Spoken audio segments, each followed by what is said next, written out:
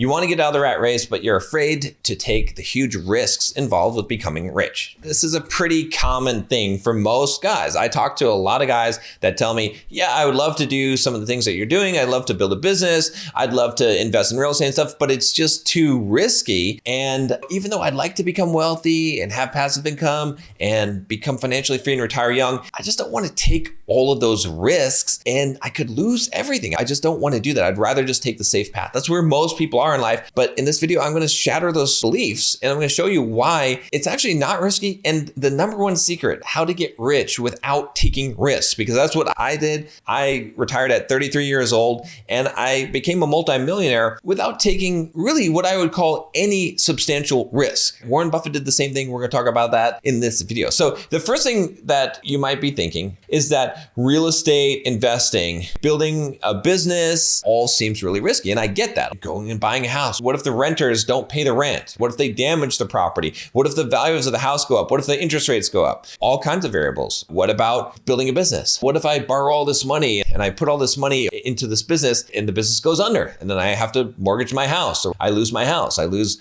everything. And it does sound like a big risk. I'm going to tell you why it's not, but this is what most of you guys think this way. What if I don't put my money in my 401k? That seems insane. Every financial advisor advises you do that. But then, what happens when I reach retirement age and I don't have a 401k? If I failed at becoming a millionaire before then, I won't have anything to rely on and I'll be homeless. These things seem like huge risks. That is the perspective that a lot of you guys have. But let me tell you something. Warren Buffett's number one rule, do you know what it is? It's to never lose money. It's really interesting. That's his number one rule. The key to this is to eliminate the downside risk. So if you never want to lose money, you have to eliminate downside risk. And that is the key to doing all these things. We talked about real estate investment, about building a business, all of these things that most guys, they want to take the risk on that. But why?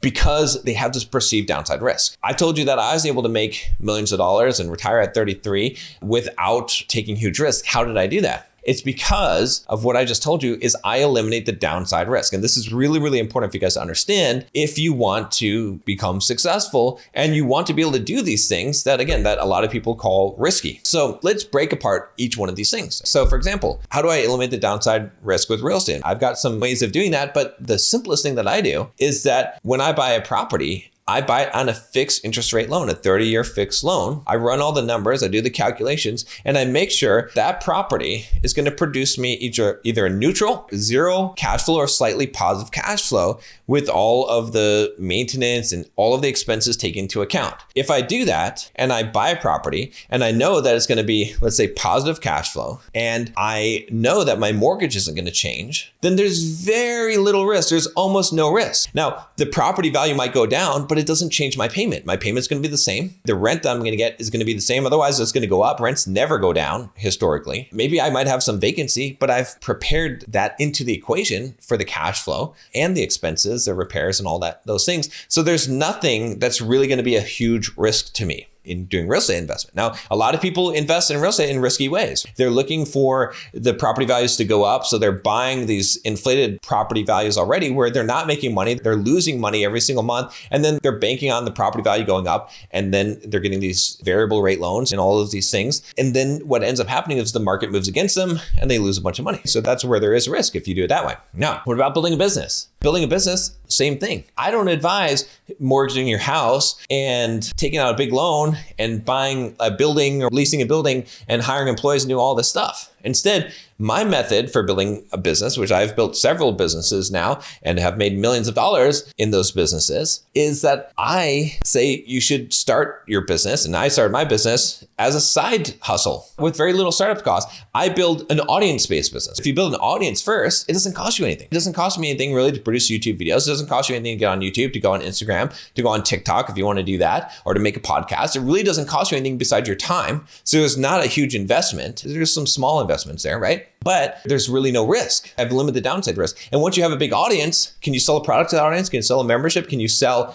some kind of thing, a service to them? Of course you can. I've done it myself many times. I've done it with all of my coaching clients and showed them how to do that and to make money doing that. And so there's very little risk. So even though people think that business is risky, it's actually not risky if you eliminate the downside. I didn't quit my job until I had enough income coming in from my business that it covered my expenses. So then there's no risk there as well. And that's what I advise. So there's there's a whole bunch of these ways to eliminate downside risks. The same thing. We could talk about 401k. We could talk about anything that most people think are risky, but you've got to have the right strategies in order to do this. Now, if you want to learn step by step exactly how to do this, how to eliminate the downside risk, and to be able to do things like invest in real estate and start a business and do all these things where you can take these traditionally risky activities and make them so that there's no downside risk for you, book the call down below. There's a link. You can click it. You can watch a video and I'll tell you about how to set up a financial freedom plan, and you can jump on a call. I'm offering a free 15-minute call so we can go over this stuff and you can learn these strategies, because these are the strategies that are going to make you wealthy